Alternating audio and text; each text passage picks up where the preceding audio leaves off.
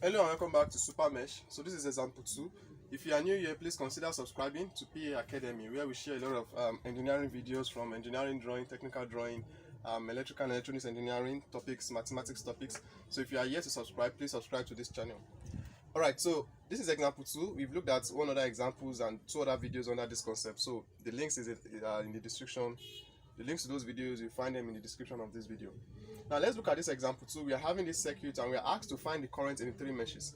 Now we have one mesh here. This is 1, 2, 3. And the question did not even tell us anything. Maybe it's mesh analysis or anything. But we are going to be using the concept of super mesh to solve this. And why are we using super mesh? Because as you can see, there is a current source between these two meshes. Between the mesh we're having here and this mesh, there's a current source here, 3 amp current source. So that's to tell us that this is what we can use super mesh to do this. All right, so let's pick our current direction. So let me call this I1.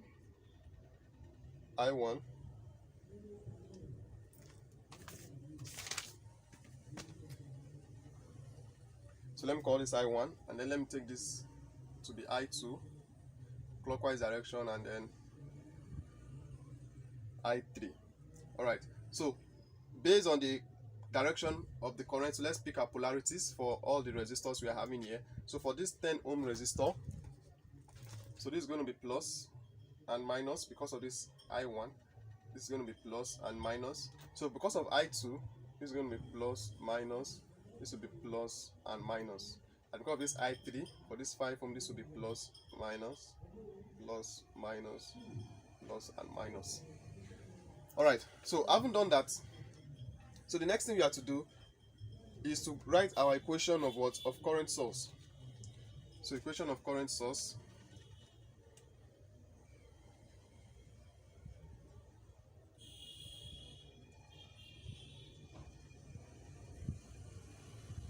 So equation of current source. So let me draw it where we are having the current source itself. So this is it. So it's alright. The other color seems to alright.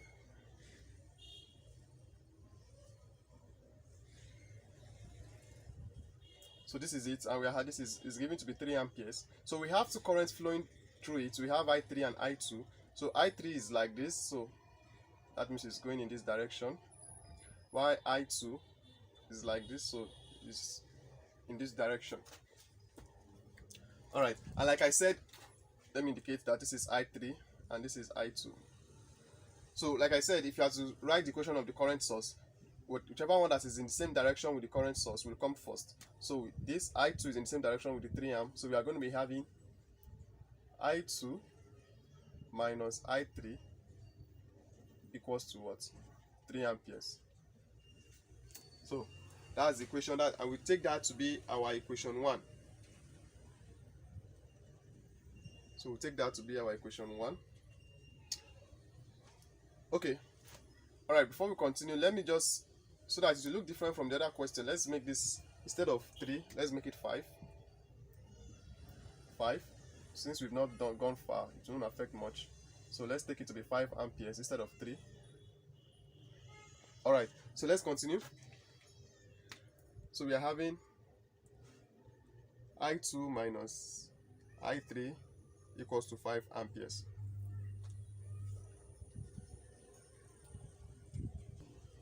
Alright, sorry, let's just leave it the way it is, 3 amperes, 3 amperes, and 3 amperes. So we've gotten the equation of the current source. So the next thing for us to do is to draw our mesh circuit, our super mesh rather. So in drawing our super mesh, this is the super mesh. That's this circuit itself from here to here, like this. So we are going to be drawing it, don't forget, without the current source. Also, now if you look at this question, you see that there's a little difference between this and the one we looked at earlier. I said we are going to be, in drawing the super mesh circuit, we are not going to be adding the current source. But if you look at this particular example, we are having a resistor on the same line where we are having the current source. So what do you think will happen here? Are we going to draw it? Okay, let me just, so are we going to be having something like this?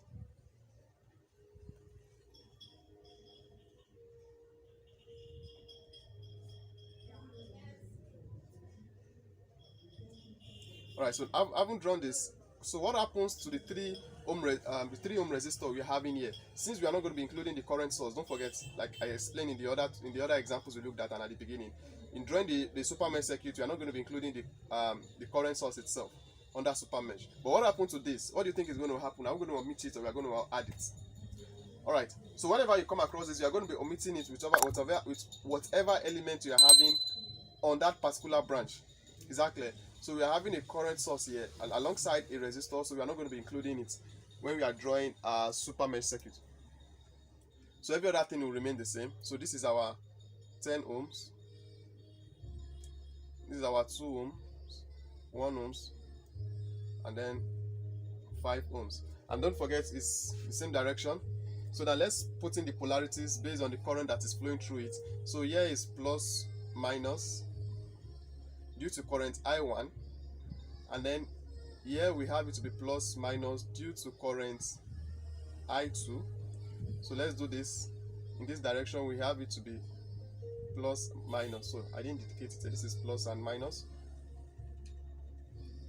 due to the current what I2, and then here we have it to be plus and minus due to current I3. I hope you are getting what I'm doing. So we also have this to be plus and minus upward direction due to current I3. So why this is downward direction?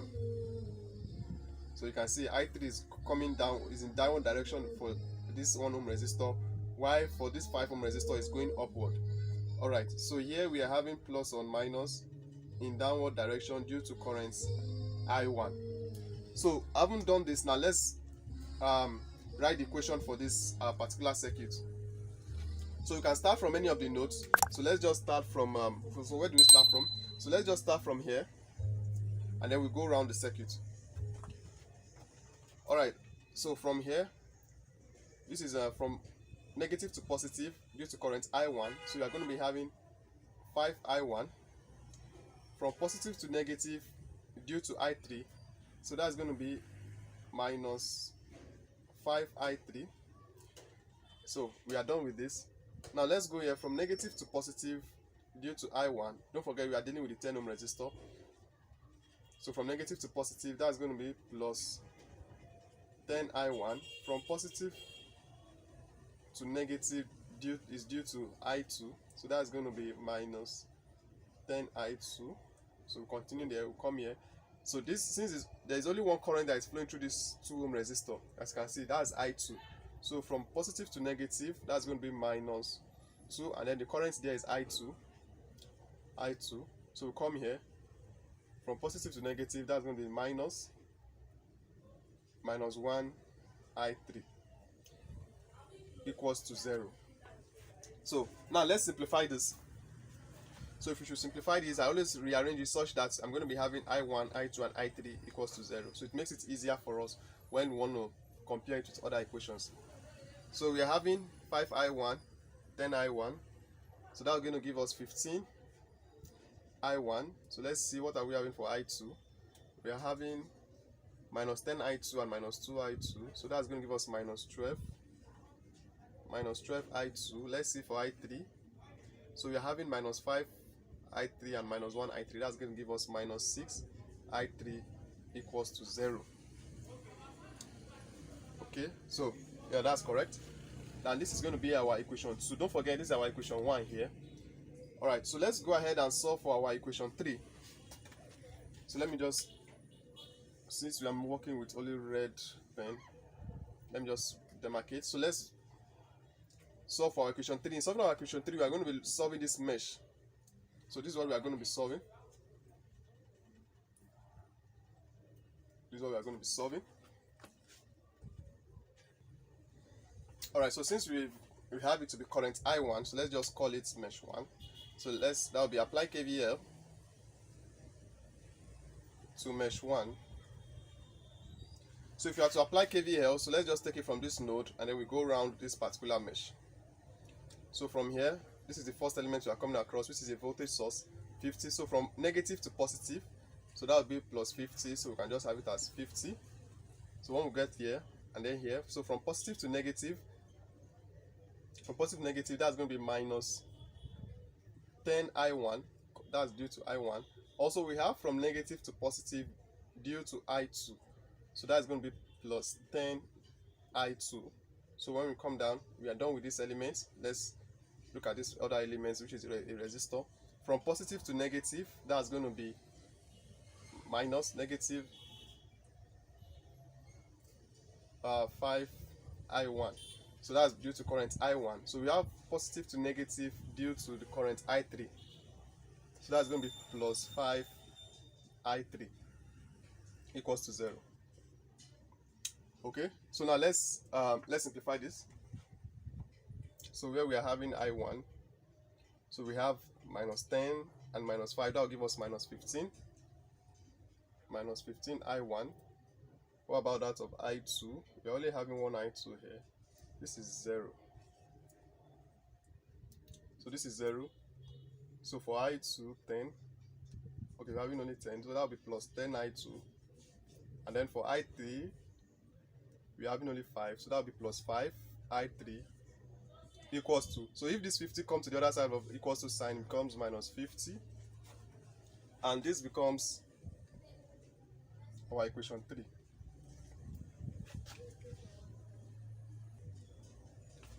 So now we've gotten our equation 1. This is our equation 1.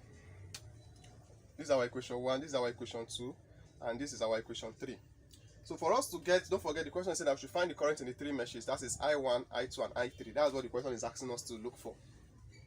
So for us to get the values of those I1, I2, and I3, so just like we did earlier in the previous example, so you're going to be solving the 3 equations. You're going to solve them simultaneously. So you can go ahead and pick them and solve them simultaneously.